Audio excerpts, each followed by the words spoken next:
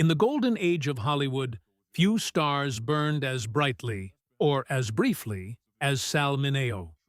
With his haunting eyes, rebellious energy, and raw emotion, Mineo captivated audiences and critics alike. His unforgettable performance alongside James Dean in Rebel Without a Cause made him a teen idol and earned him an Oscar nomination before he turned 18. He had it all: fame, talent, and a future that seemed limitless. But behind the spotlight, there was a darker truth, a struggle with typecasting, rejection, and a film industry that didn't know what to do with a young man who refused to fit the mold. Sal Mineo wanted more than stardom. He wanted respect. Yet Hollywood, cruel and unforgiving, began to turn its back on him. As years passed, Mineo's name faded from marquees, but he refused to disappear. He reinvented himself on stage and fought to prove that his best years weren't behind him. Then, just as a career comeback seemed certain, tragedy struck. A shocking and senseless murder that stunned the world. To this day, questions remain. Who was Sal Mineo really? What drove him, haunted him, and ultimately silenced one of Hollywood's brightest souls? This is the story of a man who dared to defy the system and paid the price for being ahead of his time. Before he became one of Hollywood's most unforgettable young stars, Sal Mineo was just a kid from the Bronx with a dream too big for the narrow streets he grew up on. Born in 1939 to Italian-American parents, Mineo's early life was filled with struggle. His father owned a small coffin-making shop, and money was often tight. But what the Mineo family lacked in wealth, they made up for in passion. And young Sal found his escape in performance. Even as a boy, he had an intensity that caught people's attention. His teachers noticed he didn't just act in school plays, he lived them.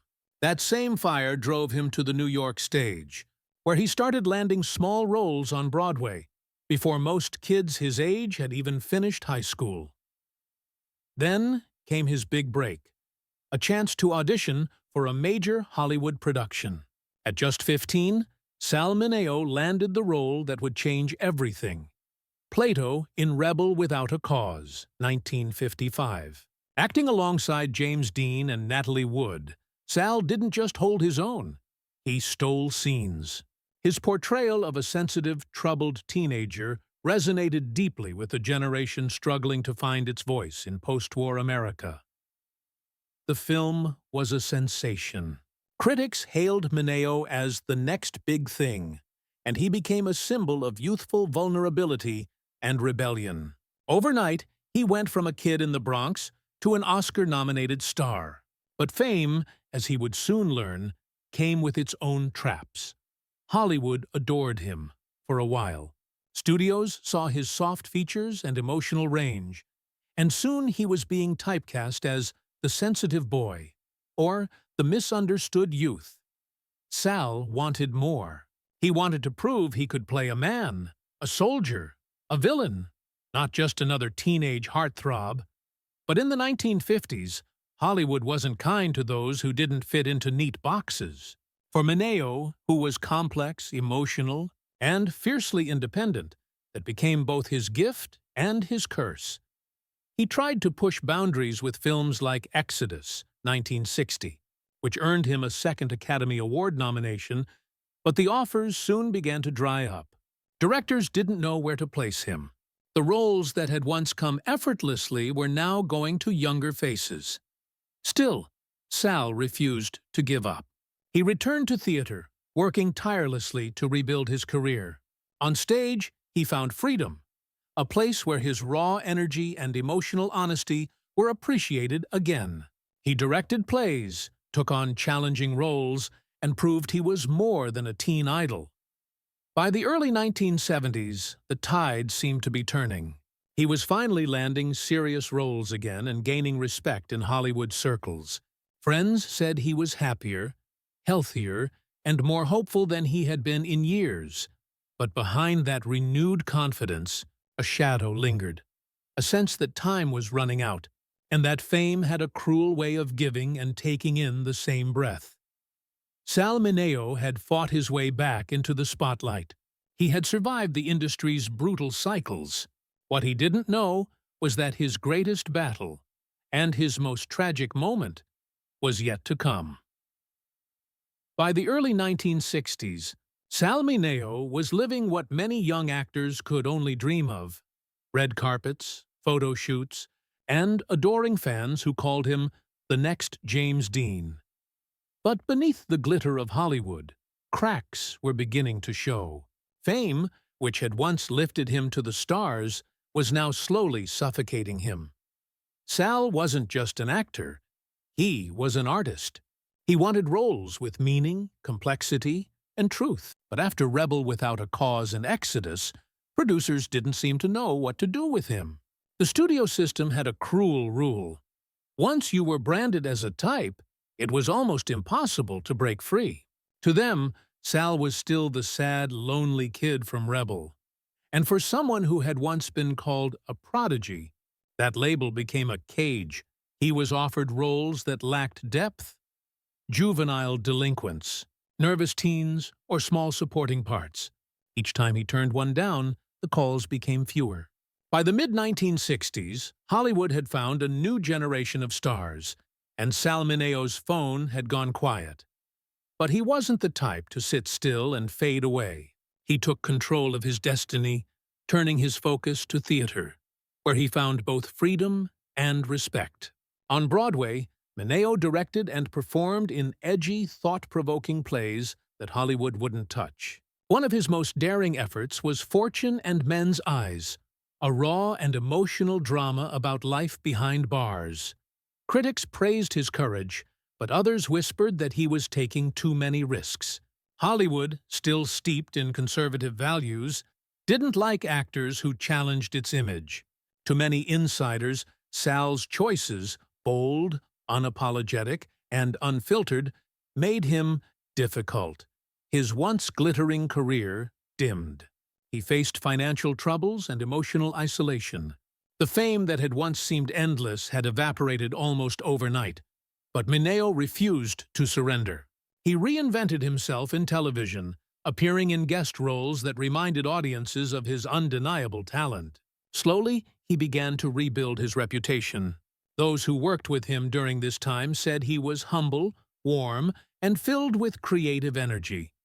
Far from the troubled figure the tabloids made him out to be. Yet, the industry's silence was painful. Behind closed doors, Sal often confided to friends that he felt invisible. "They love you when you're new," he once said, "and they forget you when you're real." Still, hope wasn't lost. In the mid-1970s, he landed a major role in the stage play P.S. Your Cat is Dead, a dark comedy that perfectly captured his wit and edge. The play's success reignited his career. Critics hailed his performance as his best work in years. For the first time in a long time, Sal felt like himself again, confident, in control, and ready for a full comeback. Those closest to him noticed a new light in his eyes. He was rehearsing, making plans, and talking about the future.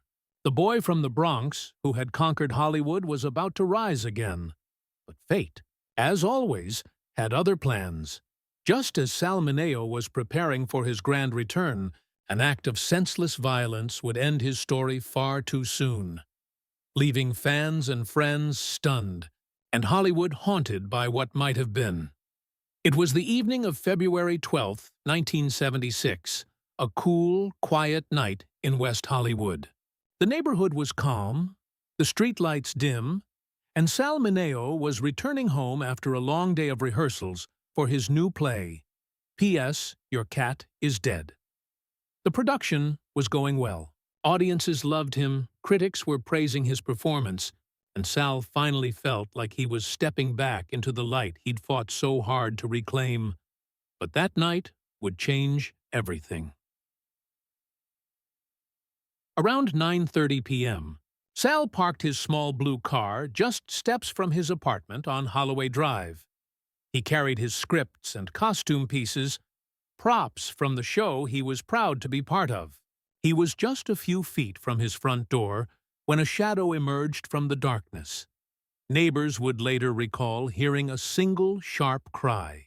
A scream, short, pained, and gone almost instantly. When they rushed outside, they found SAL MINEO lying in the street, bleeding from a stab wound to his chest. He was just 37 years old. The news sent shockwaves through Hollywood.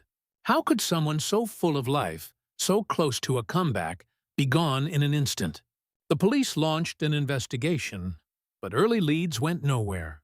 Rumors spread like wildfire. Was it a robbery? A targeted attack? Something more sinister? For years, the mystery lingered. The tabloids fed on speculation, painting wild pictures of betrayal and hidden secrets. Friends who knew Sal well were heartbroken, not just by his death, but by how quickly the media turned it into spectacle.